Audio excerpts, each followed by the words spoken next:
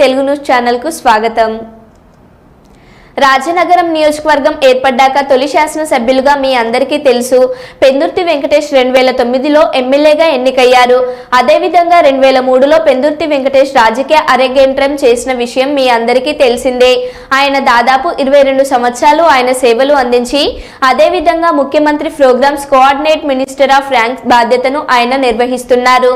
ఇక్కడ 2 సార్లు ఎమ్మెల్యేగా ఇక్కడ నియోజకవర్గ ప్రజలతో ఆయనకున్న అనుబంధం వలన నేను ఇక్కడ అందుబాటులో ఉంటూ ప్రజలకి ఆయన ఎలా అయితే ప్రజలకు ఉపయోగపడ్డారో ఆయన మార్గదర్శనంలో నేను కూడా ప్రజలకి అందుబాటులో ఉండాలని మీరు గమనించినట్లయితే నియోజకవర్గానికి ఇన్ఛార్జిగా ఇక్కడికి వచ్చినప్పుడు పెందుర్తి వెంకటేష్ కార్యక్రమంలో పాల్గొనడం జరిగింది।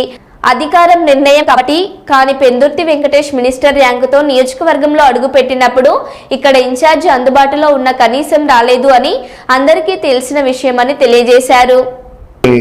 తప్ప చాలా మంది బాగానే హాజరయ్యారు। ఇన్ఛార్జ్ గారు హాజరు కాకపోవడం అది ఆయన వ్యక్తిత్వం, అది మాకు సంబంధం లేదు। గతంలో కూడా మీరు కొంతమందిలో ప్రశ్నించారు, ఇన్ఛార్జ్ గారు గృడా చైర్మన్ వచ్చినప్పుడు వెంకటేష్ గారి ఫోటోని ఆయన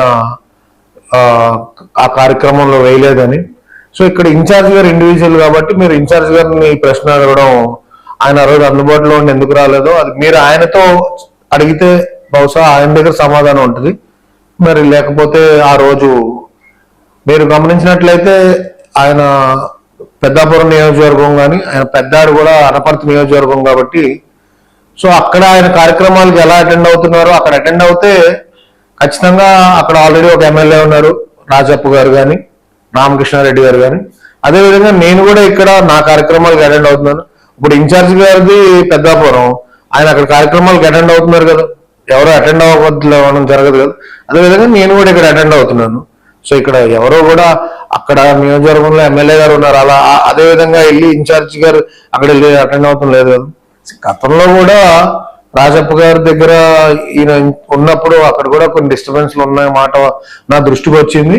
ఆ విధంగా ఇక్కడ మరి అదే విధంగా అక్కడ కూడా గతంలో రాజప్ప గారు ఉప ముఖ్యమంత్రిగా ఉన్నప్పుడు కూడా కొన్ని, మరియు అదేవిధంగా ఇక్కడ ఇప్పుడు మంత్రి హోదాలో పెద్ద వెంకటేష్ గారు ఉన్నారు కాబట్టి ఇన్ఛార్జ్ గారు రాకపోవడం అన్నది అది పార్టీ పైన ఉన్న స్టాండ్ ఆయనకి ఏ విధంగా ఉంది। గతంలో నారా భువనేశ్వర్ గారు వచ్చినప్పుడు కూడా ఆయన ఇక్కడే ఉండి కూడా రాలేదని నా దృష్టికి వచ్చింది। ఇదంతా ఆయన వ్యక్తిత్వం, అది నాకు సంబంధం లేని।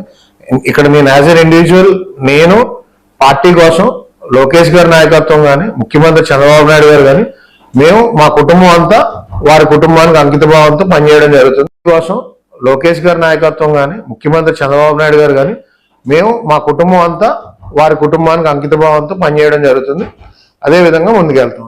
మీరు ఆ రోజు అడిగిన ప్రశ్నకు నాన్నగారు చెప్పిన సమాధానం, వారసత్వం రాజకీయం అన్నదానికి ఇప్పుడు ఇన్ఛార్జ్ గారు కూడా ఎవరు బొడ్డు భాస్కర్ రామారావు గారు తనయుడు, మధ్యవంతం ఆయన సీనియర్ లీడరు। సో ఇక్కడ వారసత్వం అంటూ ఏముండదు సార్। ఇప్పుడు మనం ఒక ఎగ్జాంపుల్ చెప్తాను, ఓ స్కూల్ ప్రిన్సిపల్ వాళ్ళ అబ్బాయి ఉంటాడు, వాళ్ళ అబ్బాయి స్కూల్ ప్రిన్సిపల్ స్కూల్ అని చెప్పి ఆయనకే ఫస్ట్ ర్యాంక్ వచ్చేయాలి అంటే సొసైటీ ఒప్పుకోదు కదా। క్వశ్చన్ పేపర్లో కొంచెం చదువుకుని రాసి పరీక్ష పాస్ అవుతే అతను ఫస్ట్ ర్యాంక్ కింద జనాలు యాక్సెప్ట్ చేస్తారు। స్కూల్ నాదే కదా నేను ఫస్ట్ ర్యాంక్ వచ్చేయాలంటే కుదరదు కదా। సో అదే విధంగా ఇది కూడా రాజకీయంలో మా నాన్నగారు ఉన్నారు కదా నెక్స్ట్ నేనే అయిపోవాలంటే కుదరదు।